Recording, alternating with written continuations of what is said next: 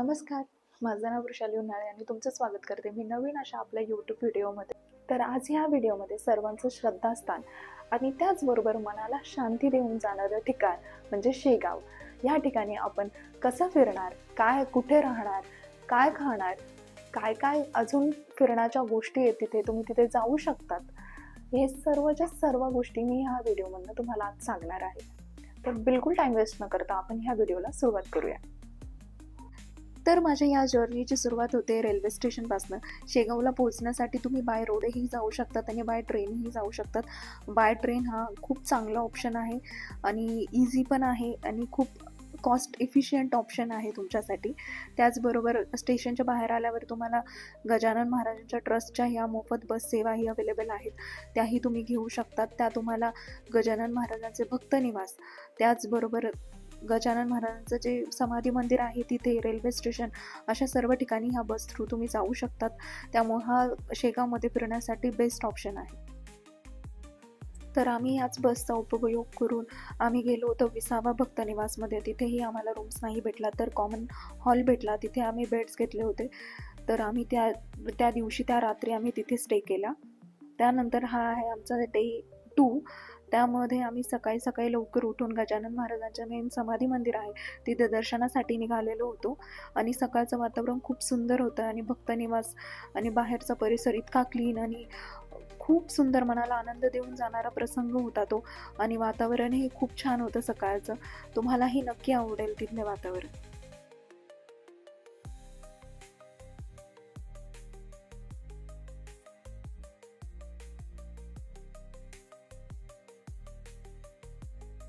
त्यानंतर आम्ही जवळपास 8 वाजेच्या दरम्यान मंदिरात गेलेलो होतो आणि मंदिरामध्ये फोटोज व्हिडिओज काढणं अलाउड नाही आहे, त्यामुळं मी ते शूट नाही केलेलं आहे.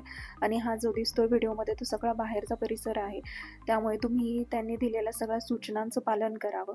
आणि बाहेरच तुम्हाला फोटो वगैरे अलाउड आहे, तुम्ही बाहेरच फोटोज काढा. आणि खूप छान वातावरण होतं आणि मी तुम्हाला सजेस्ट करेल की तुम्ही लवकर सकाळी येऊन दर्शन केलेलं बेटर असेल.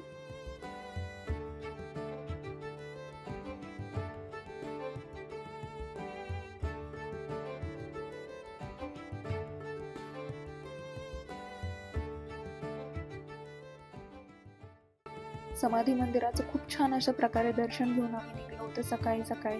बाकीचे जिथे गजानन महाराज राहिलेत, जिथे गजानन महाराजांनी वेगवेगळ्या लीला केल्या आहेत, ते ठिकाण आम्ही बघण्यासाठी. तर बाहेर मंदिराच्या बाहेर तुम्हाला प्रायव्हेट रिक्षावाले दिसतील. तुम्ही त्या रिक्षा करून ह्या सर्व प्लेसेस फिरू शकतात. आणि जर तुमची पूर्ण ग्रुप असेल तर तुम्हाला ते खूप अफोर्डेबल जाईल. तुम्हाला 120 रुपीजमध्ये तुम्ही सर्व फिरू शकतात. तर आम्हाला ते रिक्षावाले पहिले घेऊन गेले होते कृष्णाजीच्या मळामध्ये.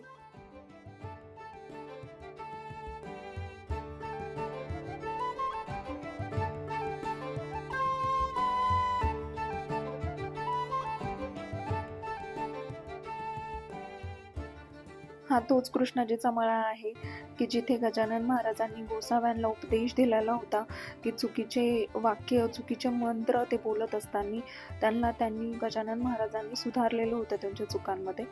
तर तेच ठिकाण आहे आणि तिथे एक शिव मंदिर आहे, शिवलिंग आहे, तिथेही आम्ही दर्शन घेतलं.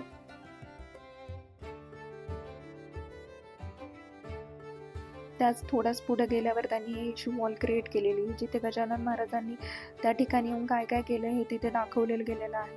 आणि तिथलं वातावरणही खूप सुंदर होतं आणि मनाला शांती देऊन जाणारं होतं. तुम्हालाही नक्की आवडेल. तुम्ही शेगावमध्ये गेल्यावर ही प्लेस नक्कीच व्हिजिट करा, प्लीज मिस नका करू.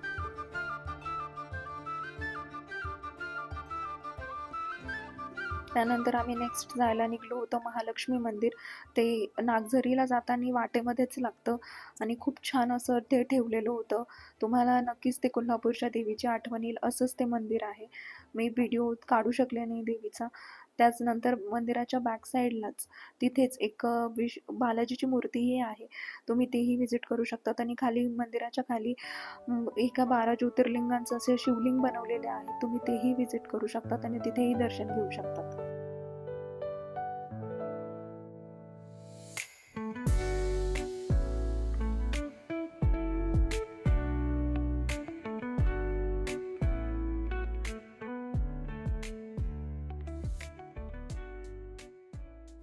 आणि तिथून मंदिराच्या बाहेर आल्यावर तुम्हाला गजानन महाराजांची मूर्ती आणि आदियोगीची मूर्तीही दिसेल.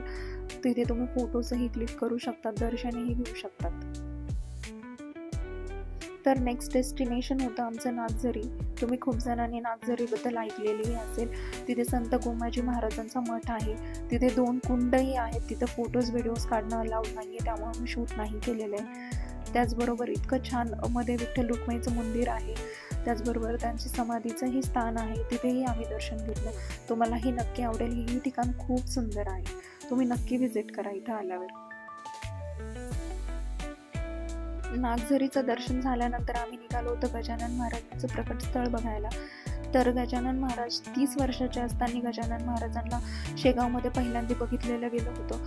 आत्तापर्यंत कोणालाच माहीत नाही गजानन महाराज कुठे त्यांचा जन्म झाला आणि ते कुठे होते, काय होते ते हे कोणालाही माहीत नाही. तर सर्वात पहिले त्यांना बघितलं गेलेलं होतं एक वटवृक्षाखाली. त्याचबरोबर उष्टपत्रवाळांवर जेवताना तेही त्यांनी एका वॉलवर दाखवलेलं आहे की काय ते होतं, का बरं असं आहे. तर ते वृक्षही आहे, तुम्हाला व्हिडिओ दिसेलच. तर तिथे गजानन महाराजांना सर्वात पहिले बंकट लाल्यांनी बघितलेलं होतं आणि त्यानंतर तेच त्यांना घरी घेऊन गेले होते.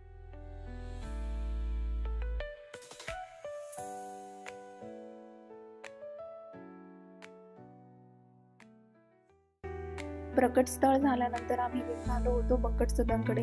ते थोडंसंच पुढे आहे, 100 मीटर अंतरावरच अवेलेबल आहे. तर तिथे गजानन महाराजांनी त्यांच्या आयुष्याचा 2 वर्षाचा कालावधी बंकट सदनमध्ये काढलेला होता. तिथे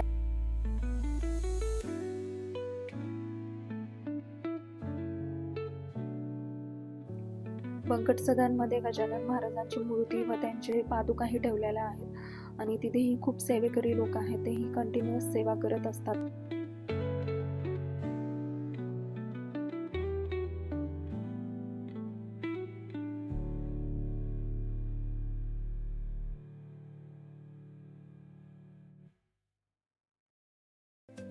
बंकट सदनमध्ये बंकट लाल यांची एक मूर्ती ठेवलेली आहे.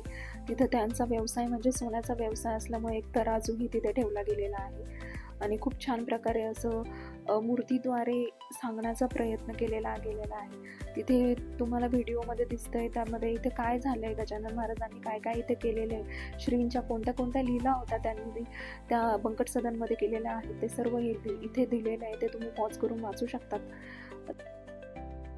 तर बंकट सदन झाल्यानंतर आम्ही गेलो होतो हनुमान मंदिराकडे.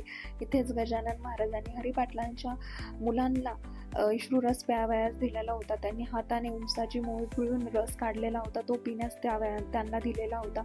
तर हे तेच ठिकाण आहे.